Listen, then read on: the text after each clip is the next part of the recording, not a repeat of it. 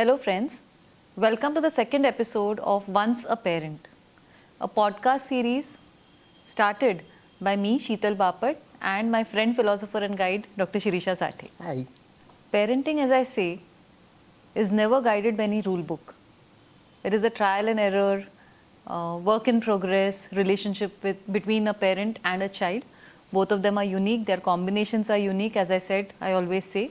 And so it is important to understand few things, and that's the entire reason why we thought of bringing to you this podcast series. I'm sure you must have watched the first episode, in which we spoke about it took a village to raise a child, and today we are trying to create a community or a virtual village that can help us to raise our children and prepare them for the future, which is very complex, uncertain, and we don't know what it is actually, to be very honest with ourselves. I always feel that when you are a parent, you become a parent, anybody becomes a parent, I became a parent, our approach towards parenting we want the best for our children. Every parent wants the best for the child. And we look at parenting only from a perspective of maybe my grandparents, how they parented my parents, how my parents have parented me, and how I am going to parent my child. There's a lot of things that we carry with us, but only up to these 2-3 generations probably. Correct. But it is very important to understand that there is a big history of millions of years which has gone into the making of where we are today. And as we spoke in the previous episode, that evolution, biological development, all these things were predominantly how it really started. Correct. And then man, as humans, we made certain choices which changed the course of our lives in multiple ways. The first important choice was farming, and then came in the need to, when we started producing excess, then we had to pass it on to the next generation, the gene selection, all of that we've spoken in the previous episode. I'm not going to do it, so you can go back to episode 1 and brush up if you have not seen it till now. But going on from there, we have spoken up to the first major choice, which was farming. Yeah. From there, we've been making continuous choices. Correct. And based on the needs of those times, nothing right or wrong. It has been choices that we are our choices, right? Yeah. So as a society also, we've made certain choices which has led us till here. So today with Dr. Shirisha Sathe, we are going to take the conversation ahead and hear her insights on what were the next significant choices that we made, which have really impacted parenting as a whole, as a society also, how they've impacted us. So over to you, Dr. Shirisha. Hi, Sheetal. And hello, everyone, again. And thanks for joining us. See, last episode, we saw how farming really made some difference. And from there, how settlements started. The word that we use is the village. The idea of village, which is a settlement, and which started around the water and farming, and then various tasks required for that farming. But how human elements also came into existence. Correct. Now, henceforth, we'll be saying about that our brain, is hardwired for certain things which are there from the evolution and from the biological perspective. And then there are certain changes that we have made as human beings in the life. And then we have to do that balancing act. Correct. So as you rightly said at the beginning, that there is no rule book. I would further say that now, if the games have changed, rule book has to change. Absolutely. You can't play the changed game New with game, old rule books. correct. You cannot play new game with old rule book. Okay.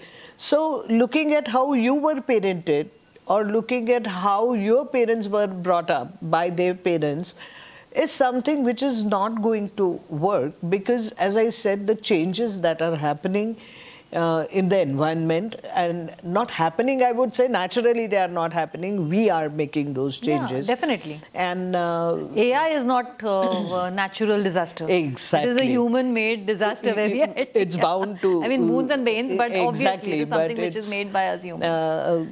Yeah, so these are certain things which human brain has created, and now there is all the more need to do the balancing act because brain is hardwired for certain things. Yeah. It doesn't equip us for isolated parenting. Right. Okay? Yeah, we needed a tribe, a village. Yeah.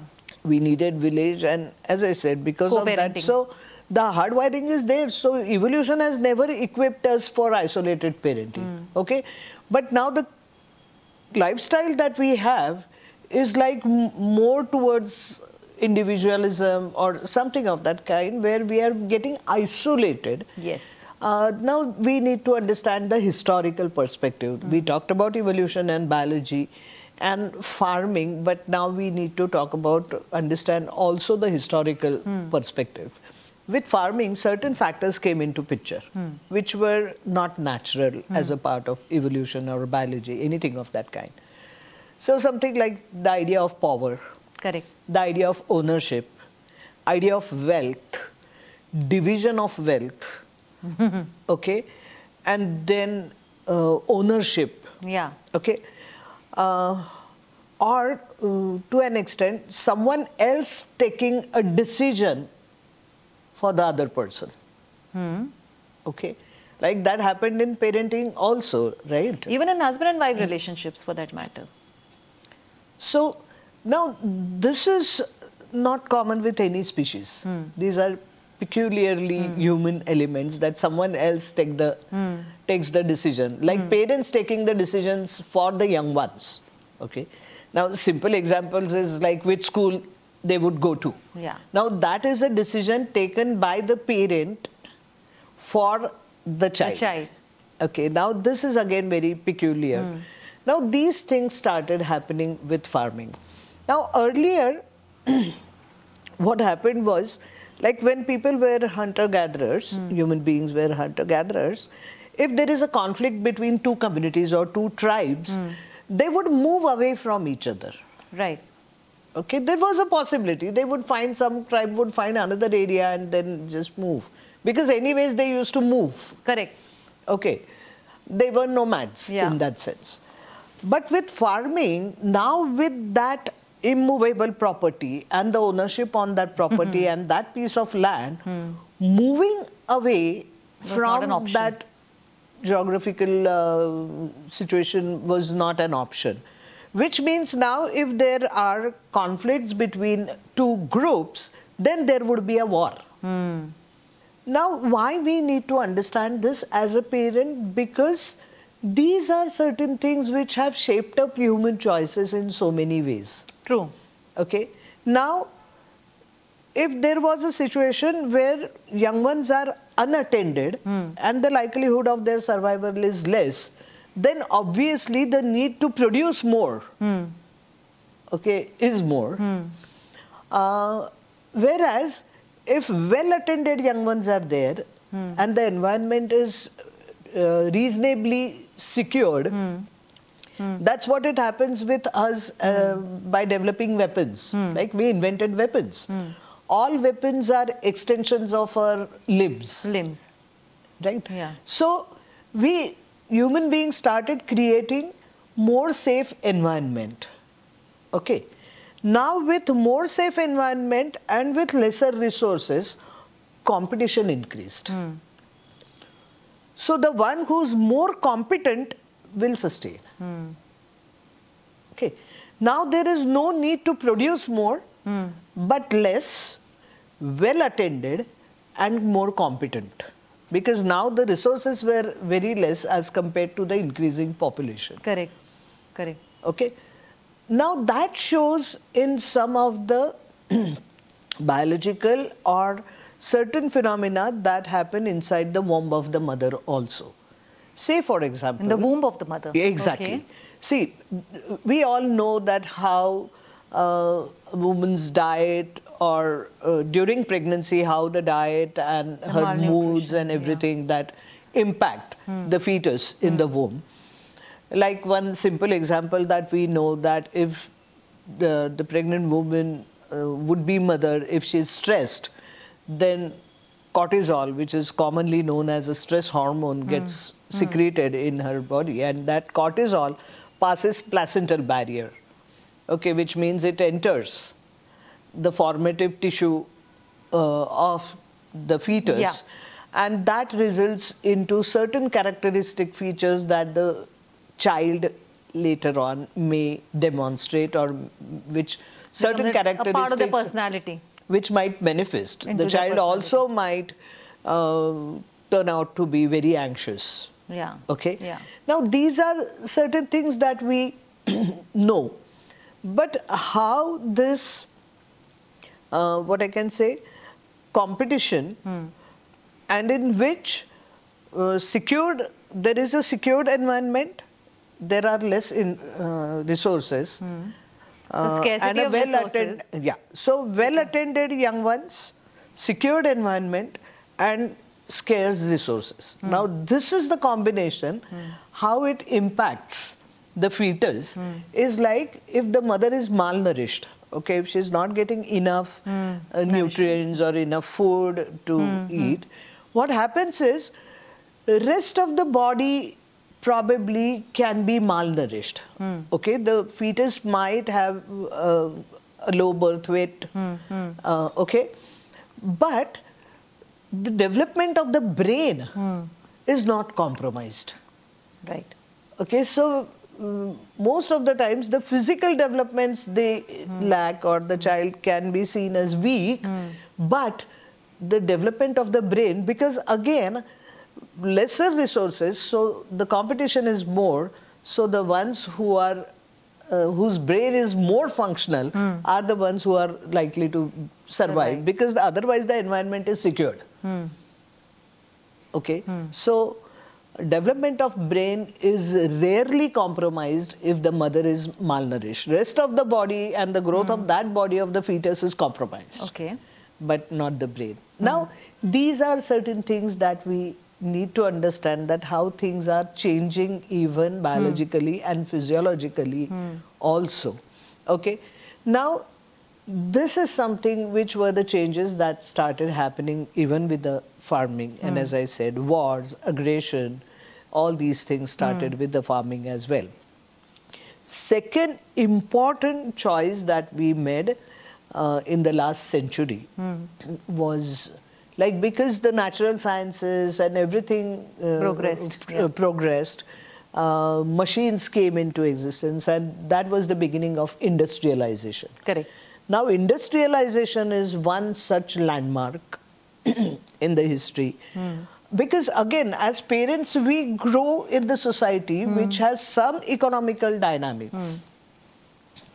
Now, whenever there was farming and the communities and doing various tasks, and then the village and various needs of human beings, then till that time, the source of livelihood used to be like a traditional source of livelihood, where men and women didn't have to go out of the house, but they would produce something. As you mentioned in the last episode, bara balutedar. Okay, so cobblers, blacksmiths, goldsmiths. So all of them, they didn't have to go out of the house to produce something with which they can get the money, earn money, and then buy other things which are necessary for living. Okay, so that scenario changed with industrialization. So it was more or less a self-sufficient economy in itself. Exactly. As a village. Now, with industrialization, people were forced to, not moved to. With industrialization, people were forced to move their house, leave their house, and go to a place to earn. Okay. So again, some division of work started happening, which was in between, like when the village was set up and when there were, like there was human settlements, the division of work again became much more diffuse. Okay, right from the time of hunter-gatherers to this. But then industrialization again gave rise to a kind of vertical division of something, because if someone has to go out, leave the house to earn the livelihood, then someone has to take care of the house and the system and the children. Okay. Now this again, so this was one thing that changed human lives, okay, which continues even till today. Second change happened because of the industrialization is now there was a need of the village to raise the child. Now a single parent or a father could earn that livelihood, okay, and take care of the young one. Oh, the financial dynamics also changed, economical scenarios. Economical dynamics changed. So now the parenting unit became very Shrinking. small. Yeah. Third thing was, because they had to leave the house, necessarily did not mean they stayed in the same village. Yeah, they migrated. They migrated. So a village person going to taluka place person going to the city, one person from one city going to the other city, from one state to the other, from One country to the other. to the other. Yeah. Okay. Yeah. So the migration started Yeah. happening on a on a large scale, with industrialization. Now these are apparently just the changes in the livelihood which created some dynamics or which changed certain dynamics. But along with that, two things changed majorly which are relevant even today. One, as I said, migration is more relevant today and it's happening on the large scale. Yeah. Second thing, role of the grandmother or grandparents started shrinking. Till recent, like if we look at the current scenario, their role is almost non-existent now In nuclear upbringing families, of yeah. the child. Okay, because very few households we find Yeah. that it is still prevailing, but more or less it has eroded to a large extent. and there has been a shrinkage because it wasn't just about the contribution was also about the experience. Now the child was born and brought up in the same environment, and the child was supposed to stay in the same environment. So the experience and the pearls of wisdom of the elderly people, which were transferred to the young generation, Were relevant. Yeah. were very much relevant. Because of the environment was the same. Exactly. More or less. So experience had that mileage. Yeah. And that's how the contribution of grandmother. So initially it started with just the safety and nurturance, but then later on it became a kind of a person who would transfer all those, what I can say, the values or the norms and to the grandchildren. True. So that they become well adjusted in the same community where they were supposed to live and grow. Correct. And then Correct. reproduce. Yeah. Okay, so procreate or reproduce. So this is how there was still a harmony. A common thread. Yeah. And there was a kind of a process which was a kind of a continuous process. Correct. Correct. Okay, so elderly then didn't have to think about their future and worry about their future. Yeah. Because their children and grandchildren would continue to be there. And take care of them. Yeah. Because then there would be a time when they would be dependent on them. Yeah. But then they would be taken care of because it was mutual give and take between two generations, three generations in that sense. Okay. Now with the migration, Yeah. things have changed to a great extent. So as I said, on one hand, because now the experience of the grandparents, now we don't raise children to get well adjusted in the same environment, but rather we raise them to go cross border. Absolutely. We equip them to migrate. We do. We don't raise them to stay there. On the contrary, we expect them to have wings. Wings. Okay. Now, if we look at this process, then the wisdom and the experience of the grandparents or even the parents Even the parents, why who have grandparents? continued in the same situation Yeah. or maybe in a different situation, Correct. but their experiences are now irrelevant for the children. Definitely. Okay.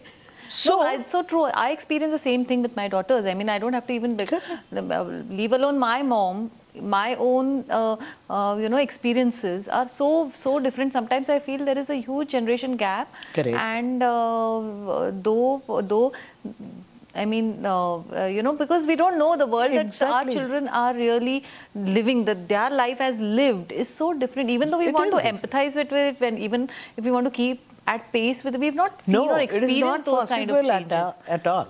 And then there is a disconnect, because then really you hold back. You want to give some advice, then just you hold back. Exactly. Maybe this is not relevant. So it happens even Exactly. with our own children. Yeah. Exactly. Yeah. So the role of the grandparents and the parents has like Eroded a lot. as our title says, once a parent. Normally, the second half of the Always a statement is parent. always a parent, But which that's is no more longer true. Yeah. Yeah. Right, because the role of the grandparents is eroded and shrunken to Yeah, a a parent will always be a parent for life. lifetime, but the roles are changing very drastically now. And there is role erosion and role shrinkage, no matter what. Yeah. Okay. Another thing which you mentioned right now is also very important, that still between your parent and you, or your generation and the previous generation, or for me also, me and my mother, there were still common platforms. We had a common playlist. I mean, my mom and Some I of still them, enjoy the or same the authors playlist. that we would read. Yeah. There is a commonality. Of Yeah. course, everything is not identical or Not superimposed, but there is a lot of commonality. Okay, so the kind of thought process also that kind of like propagated, it was like I always see the analogy between a kind of a relay race, where one player would carry that baton, Yeah. reach the other player, run with the other player, second player with that baton in hand. Then there would be a transfer of that baton from one player to the other, and then the next player would continue his journey and the first player would stop. Yeah. Okay. Now this common pathway where the second player and the first player run together with one baton Yeah. in their hand, and then one player stops and the second player continues. Now that kind of an analogy doesn't exist between the parents and the next generation. Sad, no, to accept. Sad, but if we accept it gracefully, Yeah. then our parenting will be much more simpler. Even in this complex world. Exactly. Yeah. So that is So where everything starts with acceptance. exactly, because when parents or grandparents, they try to give advice to the children, why we need to understand that how this migration has made those experiences irrelevant for each other, However well-meaning they are. however well-meaning. Because I feel parents So are whenever- the most well-meaning adult in a child's life. Yeah, but Or even these days grandparents. what's happening is, I always say that parenting and teaching also, to an extent, most of the times becomes a kind of a wrong thing done with right Right. intent. The intent is always right. Exactly. Yeah. Okay. So that intent has been for generation, that my next generation should have a better life than me. Okay. Now that desire is like true for all the generations. That has It's never common. changed. It's common. But how we interpret it now.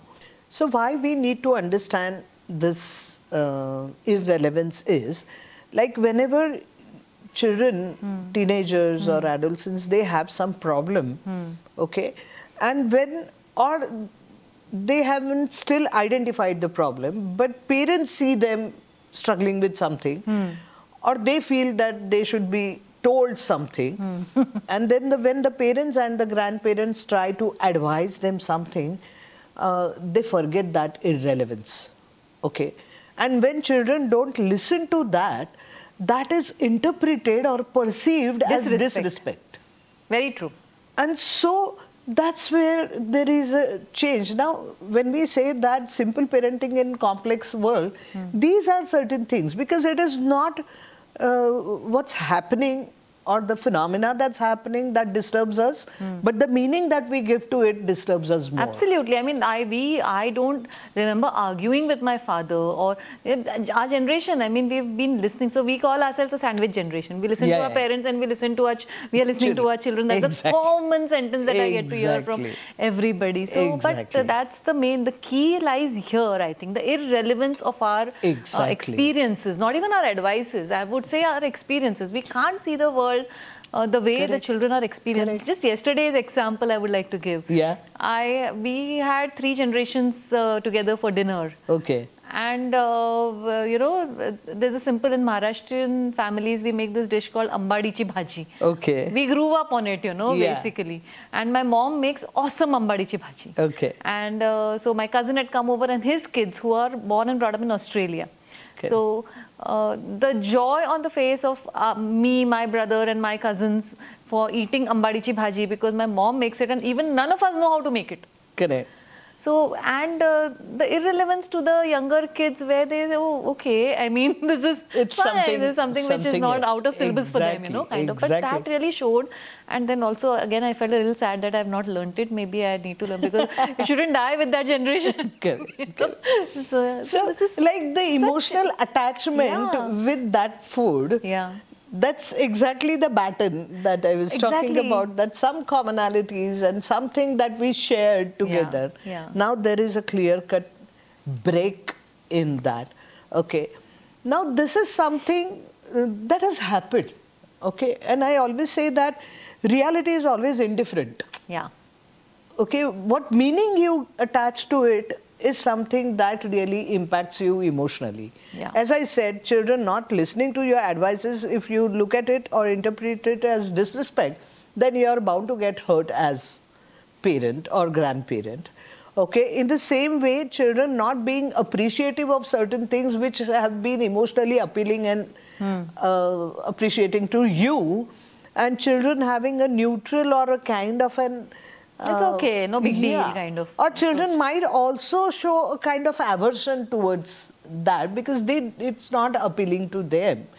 Again, because of the scarcity and the abundance and the difference between that. So a lot of things are there which we will I mean, the simple talk about takeaway later. from this is there are a lot of other factors that are influencing certain behavior in parents, in children, the dynamics between their relationship today. And it is not just one-on-one, like, sometimes you feel bad, you feel that you are unsuccessful as a parent, or you strive to be the ideal parent. First of all, there is no ideal parent. Exactly. And but then that is something which really bothers parents also, and it is, I am seeing it across, it is impacting the basic essence of a parent and child relationship, the joy of parenting, the joy of growing with your child, because Shirisha, we are as old as our children as parents. I mean, I sometimes when my daughter would become 1 year old, I would become 1 year old mother. 1 year old mother, that's my experience, right? Correct. Job experience. Exactly. And now, these are the factors or these are the dimensions we would talk about later. But then it's like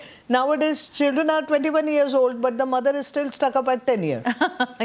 We love to be there, no? We don't want our children to grow up. Exactly.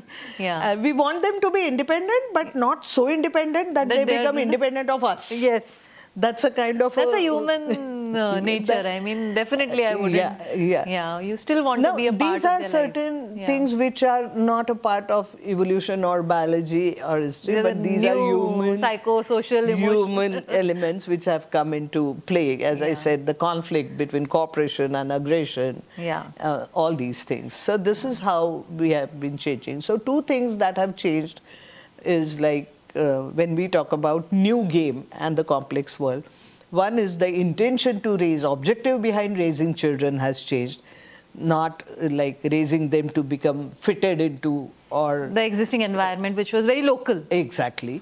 But the objective has changed to preparing them or equipping them or helping them to get equipped to cross the boundary and go cross border and migrate and sustain there wherever they migrate. And all said and done, parenting, the biggest role is to equip our children to face the real world, which is going to be their life, and be capable enough to do that. Exactly. So that has changed. Another thing that has changed,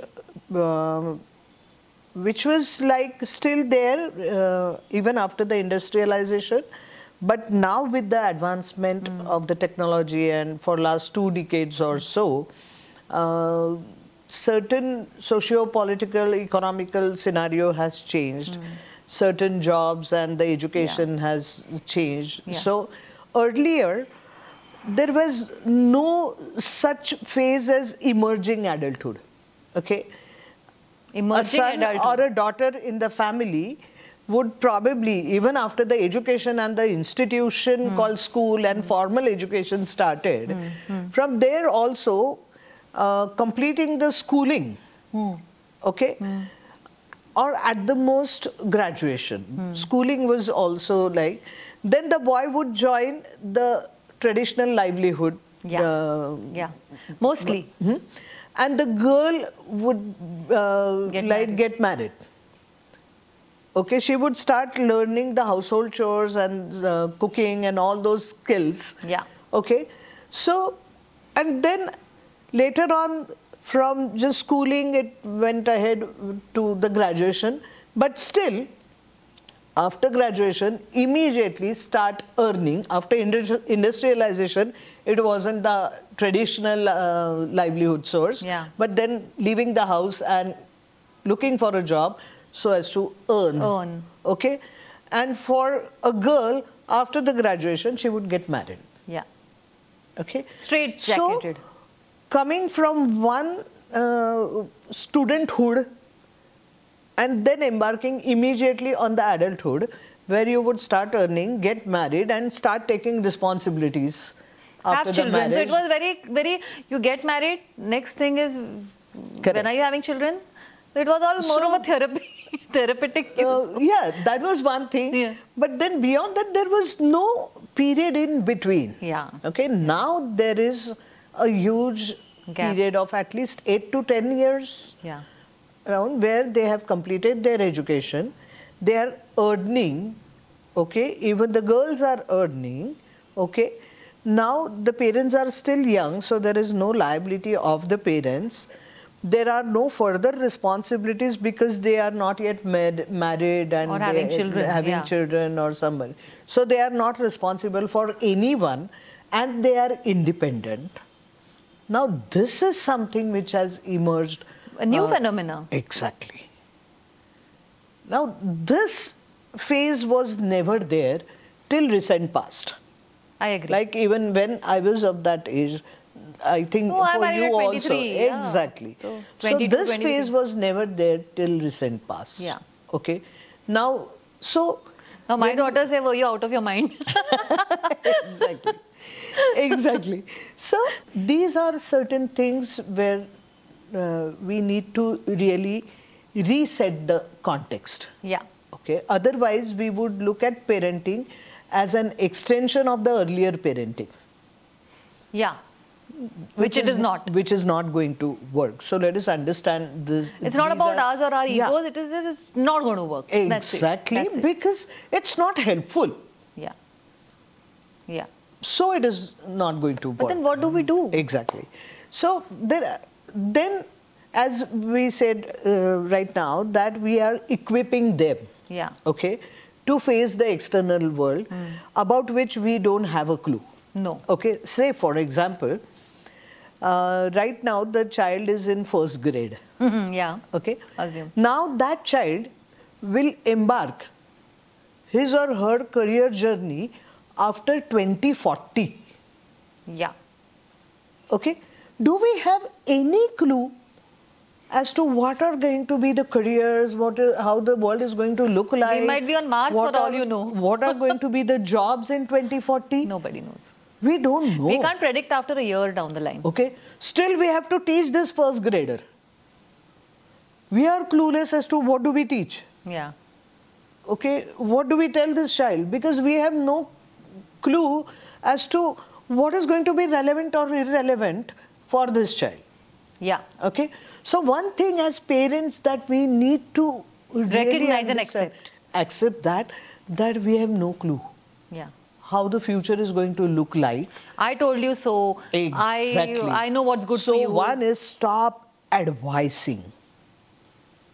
That's so difficult to do. Yeah, it is. But then that's going to create a kind of because this advising doesn't come from anything else, but you feel that now I get it, because when you see a child struggling, you try to apply your experience and say this will work. Exactly what worked for you. Yeah. You try and. But that is not essentially going to work. Maybe it might to some extent. And that's where the word empathy comes into picture. Yeah. Like, because there is a need to empathize. Okay, I'll explain to you what empathy is. Primarily, let us understand that empathy doesn't mean agreement. Okay?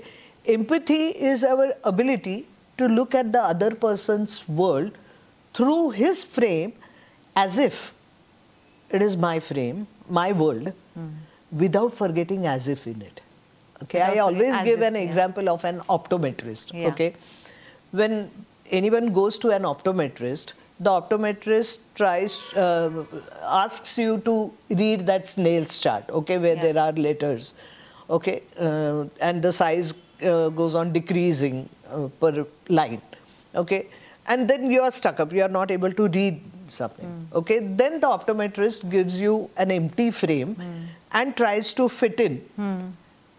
Gives you some options as to some glasses, and the moment you say that, oh, now I can see clearly or read clearly, then he writes down the number and tells you to get the specs done of that corresponding number. Correct. Right? No optometrist like accuses of not being able to see clearly. That, see, I am such an elderly person and still I can see. How is it that you specs, cannot see? Never. No one blames you for that. Or no optometrist tells you that, fine, these glasses or this number has helped me, so you also get the or same help somebody kind of of your age, the previous patient, now you can also try this. Exactly. Doesn't work. Exactly. And that's where this element of empathy comes into picture. So parents... So well explained and so simplified. Empathy simplified, I would say. So parents really will have to be optometrists now. Yeah. Now, if they understand that role, then they won't land up giving advice, or they won't land up blaming children for facing certain problems. आजकल के बच्चे And being इनको तो judgmental. इतना ना भी को तो भी इतना गुस्सा हो जाते हैं, ये हो जाते हैं, that kind of a thing, or giving an advice that do this, don't do this, and then there is a reaction to it. And then no reaction, and then that the children don't listen is coming from that it is irrelevant, not that they don't want to listen to us. Exactly. Or so that is the key thing. So we need to accept that the world has changed.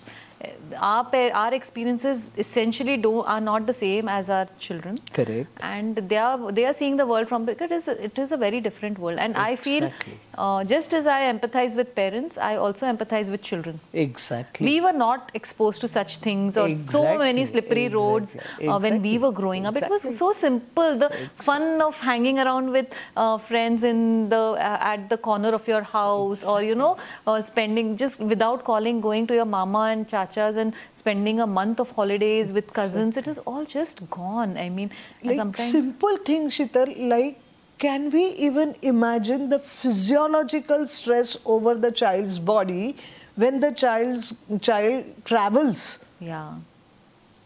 through that all traffic, and the carbon monoxide inhaled by that child as compared to the carbon monoxide you or me inhaled when we were 3 years old. Yeah. Now that's the physiological stress. This is where the element of empathy comes into picture. Okay, so whatever our parenting style, whatever that we do as parents, we are never going to be perfect parents. Of course not. It's going to be trial and error and everything. But whatever that we are going to do as parents, the choices that we are going to make as parents, it has to have that strong foundation of empathy. Look at the child's world through his or her eyes. Try and understand. Then that will automatically help you from stopping from giving advice. And you would be giving a more appropriate response. Exactly. Maybe when you don't know how to respond, you might take help. You will be open enough to say that, fair enough, I don't know. And maybe I need to take some help. Exactly. Maybe we need to do this together. We need to walk We this. need to find out. Yeah. Or if I have to, you have to help me to understand your situation better, rather than me advising that child and bombarding that child with so many things. Yeah. Then it is more about empathizing with the child and getting to know, because for our parents probably they did not really have to do that much. Yeah. Because as I said, there was some continuity and the change in environment was gradual. Oh, this so is our like... parents could, what I can say, could envision some of the things. All they had to do was extrapolate the same graph and just say, and then anticipate few things. Correct. Okay. Now we cannot. That's not the case.